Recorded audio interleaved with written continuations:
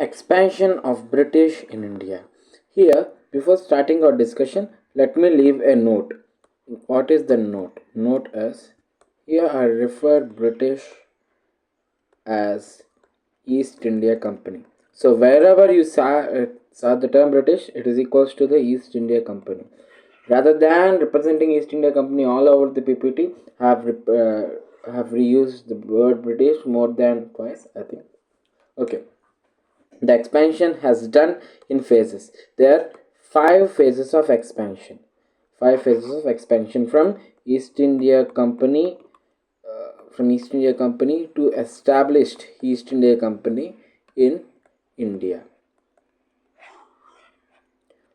Okay, where the first phase discusses from the year 1579 to the 1600. This is the initial phase where refugees or some other British officials used to visit India in frequent mode until 1600. But after the 1600, the beginning phase, where soon after 1600 the British East India Company had officially got permission to have a trade with India in monopolistic way. Let's rename this phase as charter phase. Charter phase. In this phase, the British government or British Crown had released two charters. First one is with expiry date and the second one is without expiry date for indefinite period, which will be renounced in the Charter Acts. Let's discuss it further. Okay, in the phase 3, this is the OG phase, the original phase of expansion. Here we would be able to see the original colors of British, where they had various agreements with kingdoms to decrease their trade taxes and to have farmans. During this phase, in the phase 2 itself, they had various farmans, but farmans during this phase were revolutionary. And in the phase 4, this is, let's name it as Aurangzeb phase. And here it is the Farrukhsiyar phase. Why I'm naming it? You will be knowing as soon we have initiated our discussions. Okay. Thank you. Yeah. First phase is beginning phase. In this beginning phase, there are various Englishmen entered in our country or Indian subcontinent for various other reasons. See, in the 1579, Thomas Stevens, a Jesus refugee, entered India by circumscribing Cape of Good Hope and landed in Goa, where in the year 1590, Ralph Finch, he came to India during the regime of Akbar. In the year of 1599, John Middleton he came to India through land route just to visit India, we can say, or to experience the circumstances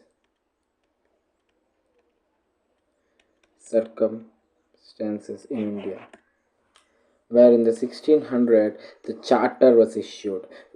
This is, we can say this as the breakthrough movement. What is the breakthrough movement? The breakthrough movement where the queen issued charter to East India Company, a joint stock company, to make monopolistic trade with India. Monopolistic trade matlab, that is to cut all the intra national competition. That is, only the East India Company and East India Company's traders were able to trade with India. None of the other companies or the other trading companies had no right to trade with India. With this charter, they started their exploration, or they started their route, or they started their trip to India. Here, in the phase 2, this is, we can say, beginning phase. On 1608, Hawkins, or we can say William Hawkins,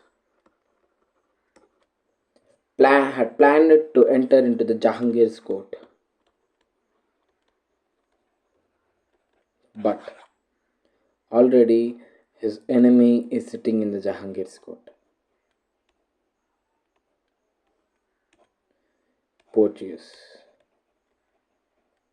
Father Pinheiro. He made his views, or he had created negative impact or negative connotation toward, or negative connotations in the mind of Jahangir, and made Hawkins not to enter into the court of Jahangir. This is a big humiliation to the British or Englishmen, which made the English king, we name him as James First, to issue a charter for East India Company with indefinite period to trade monopolistically with India. This 1609's charter gave special powers to the East India Company and again rerouted to India. In the 1611, English defeated Portuguese at Bombay under the captainship of Middleton.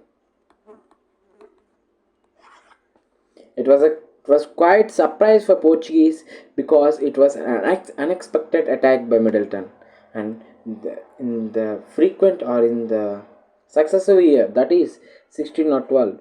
In 1612, again English defeated the Portuguese at Swalar near Surat under the captainship of Best. Yes, his name is Capt Best. This was a path breaking period for English because this made the Jahangir to issue farman to have a trade at Surat. This was British first possession in India. So that's why I have named the phase 2 as beginning phase, where British had their first possession in India. In 1612, in 1615, Jahangir issued another farman, or permission, we can say, to trade at Masulipatnam, Broch, Ahmedabad, Ahmedabad, and Gujarat, and some parts of Bengal as well.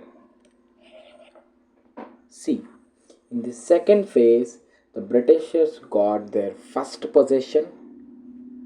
Britishers got their first possession. At Surat,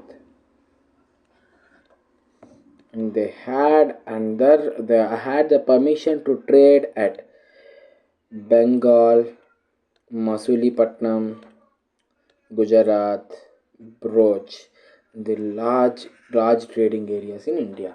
So this phase can be proudly named as the beginning phase of British expansion. We have phase 3, or we can say the third phase. The phase 3, we named it as OG phase. The original expansion starts from here. In 1632, Golconda Farman. This is also known as Golden Farman. Why does it name like that? And Masuli Patnam. Let us imagine the India map, where let us suppose this is a coastal area of India map. Masulipattnam is in the Andhra Pradesh, and Britishers had the permission to trade at Masulipattnam in 1615 farmer. But to bring their goods or to bring their accessories from sea to the Masulipattnam, they have to pay tax at Golconda. See, the taxes is of two types. One is to trade, we have to pay tax to trade. Next, we have to pay tax for shipping goods in the area. This trade has to be taxed to Mughals, and this has tax has to be paid to Golconda. See, for one good they have to, for example, for one good they have to pay 5 rupees. For 10 goods they have to pay 50 rupees. And for, yes, this the massive amount of goods are increasing, the payment also is been increasing. So this raised concerns at for British, so they had to make another arrangement. What is that arrangement? The arrangement is to have Golconda Farman. What is this Golconda Farman? They had an agreement with the ruler of Golconda to make their goods to be shipped at Masulipattnam for prepaid tax. Yes, they will issue a prepaid tax of 500 pagodas annually, and they can bring as much as goods they like into the Masulipattnam, and they can trade as much as they want with just 500 pagodas. This is the first intelligent step taken by the Britishers in India, and this is the first first intelligent position also we can say with the Golconda.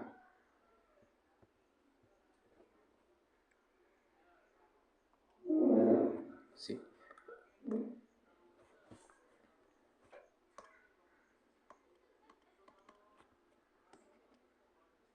1632 Golconda Farman.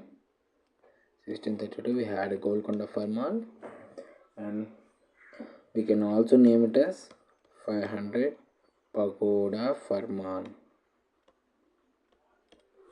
In the year of 639, this is another intelligent possession where member of Masulipattnam Council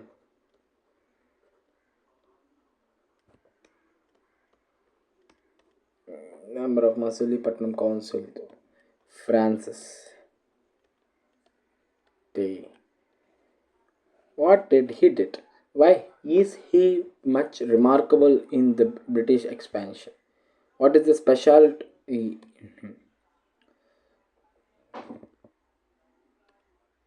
Okay. Francis Day had moved to the fort of Chandragiri,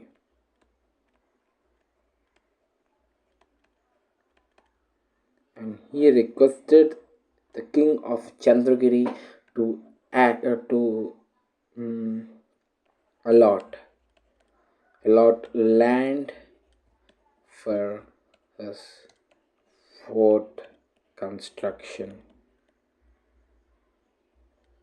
And it was a green flag where the Chandragiri king had accepted the agreement of the British, who is the Francis Day, to let him build a fort in the Chandragiri's kingdom, that is at Madras. And the fort is nothing but St. George Fort.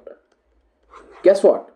As soon as completion of this construction of this St. George Fort, headquarter had moved from Masulipatam to Madras. In the same year, we can say. Man, in Britain, Francis Day had an agreement to pay minimum rent to Chandragiri king. So here, after Golden Farman, he had an another rental agreement with Chandragiri, that is to build St. George Fort at Madras, which is a path breaking moment. See,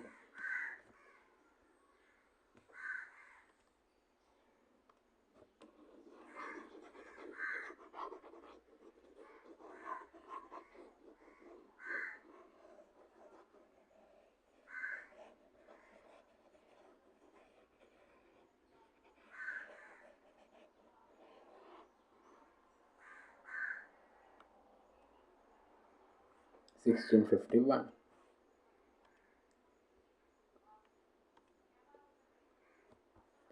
1651. Oh man.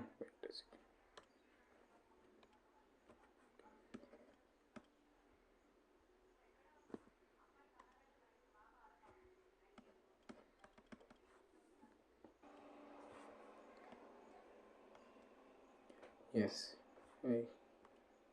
Sorry for the second. I had a problem with my pen. Something is happening with this. Give me a second.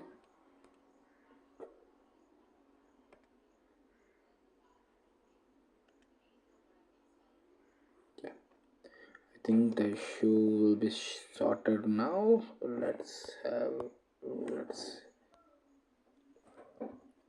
In the 1651 we had Shah Suja Farman, which is a path-breaking farman to which helped British to step into Bengal. See what this Shah Shuja Farman stated. This had stated that our Nishan, we can say it as Nishan. This Nishan has stated or given permission to the British to build their fort at Hooghly, where this made their first position in the Bengal, where the first fort was built on the banks of the Hooghly.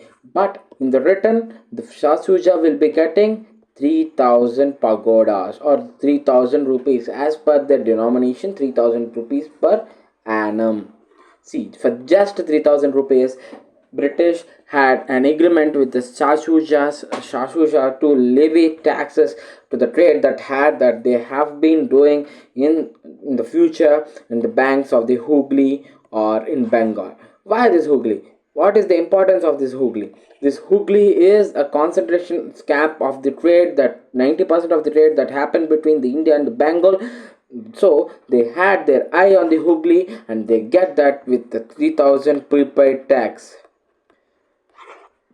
per annum. Done? Done. So this is the first entry of the British into the Bengal. And in the 1661, this is a funny story where the King Charles of British is marrying Catherine of the Portugal. In the dowry of the marriage, the King of Portugal had given or gifted the Bombay to the King Charles. Bombay. Bombay have been given from the Catherine to the Charles in 1661. And in the 1668, the Charles had given this Bombay to British East India Company for £10. Yes, For just 10 pounds, British East India Company got the Bombay. And from there, they had shifted their west coast headquarter from Surat to Bombay. Yes, this is the phase 4, or we can say Jeb, Aurangzeb phase. In the 1686, British East India Company had declared a war against Aurangzeb. In retaliation of that, in 1687, Mughals had conquered or blocked all the English possessions. And in the 1688, the British had captured Hajj travelers and harassed them. So in the retaliation, the 1689, Aurangzeb had taken down or captured child. No, child is not like a child. His name is Child, Captain Child. He had captured Captain Child, and in return, he has been asking a lakh rupees to release the child. As expected, British has given the 1 lakh to Aurangzeb, and Aurangzeb got the 1 lakh, and he had pardoned British. Aurangzeb had pardoned British. In the 1691, all the trade permissions were returned to the British. In the 1707, Jabe was dead. And the final phase, or we can say the strong phase, which made the Britishers to stronghold or to lay the foundation in the India, was the 1707. That is Farooq Siyar Farman. In the Farooq Siyar Farman, where the Britishers got got many privileges. So that's why this was called as Magna Carta of the British in India. Magna Carta of British in India. Why? Why does this called as the Magna Carta? In 1707, English mission led by John Sermon had an agreement with Farooq Siyar, where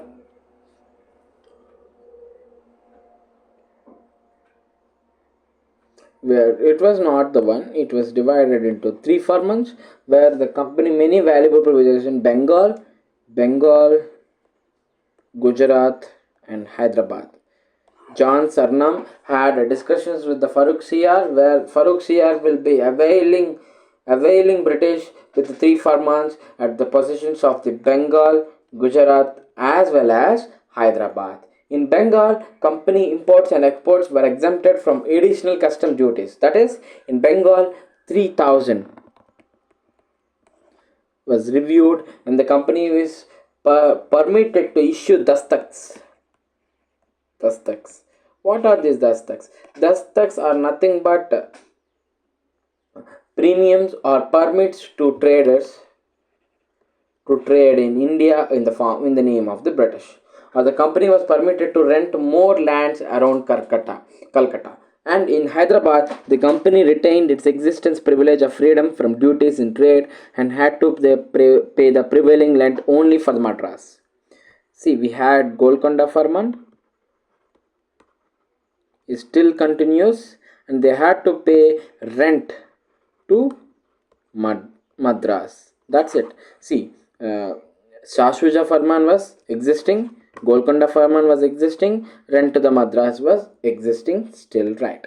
In Surat, for an annual payment of 10,000 rupees, the English East India Company was exempted from the levy of all duties. And here the important point, for 10,000 rupees prepaid tax, all the English East India Company's possessions are levied from taxes. That's it. For just 10,000 rupees, they got exempted from all the taxes. And this is a cliche point where it was where the British can mint their own coins, and they can issue this minted coin as their rents. This is a cliche, right? They have been minting their coins at the Bombay, and they had their this currency denominations all over the India. See, let's recap. We have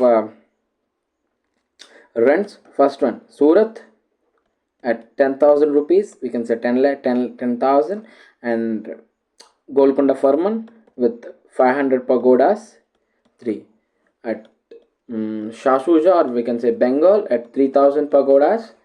And 4 Madras with existing minimal rent. So these are the phases that made, we can say, the British to have a strong foothold in India, and I have named these phases: phase 1, phase 2, phase 3, and phase 4. This is initial, beginning, OG, and Aurangzeb and Farrukhsiyar. These are the 5 phases through which expansion of Britishers in India is possible. Thank you.